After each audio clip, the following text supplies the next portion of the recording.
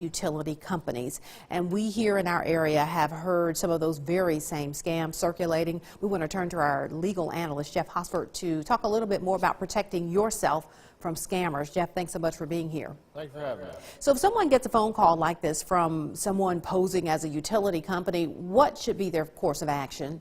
Well, your first thing you should do is, if somebody's asking you for you to pay a credit card over the phone or go get a wire transfer or Western Union, or they're going to cut off your power, you probably should hang up the phone and call your local utilities company and see if that's actually them.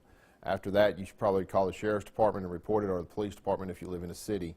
Your local utilities are not going to call you and threaten to turn it off immediately.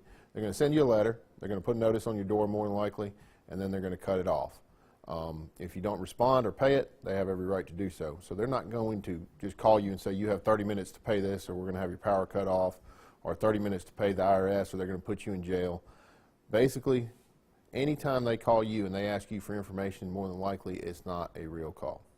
I'm glad you brought up that point, Jeff, because these entities don't contact people by telephone. They typically will send a letter by the U.S. Postal Service.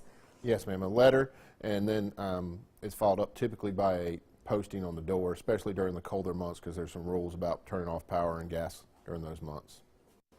All right, you've mentioned already to call your local utility company, and of course you can always call law enforcement to report the numbers or report the phone call. If you have a chance to get it off the caller ID, do you think that's important information to have also? It is, but a lot of times they call from false numbers or fake numbers. Another thing I would remind everybody to do is go ahead and call their parents or anyone that's older that may fall subject to this kind of stuff, and make sure they understand that they don't need to do that, because those are usually the victims. All right, very good information. Appreciate the advice. We'll see you next week. Thank you, ma'am.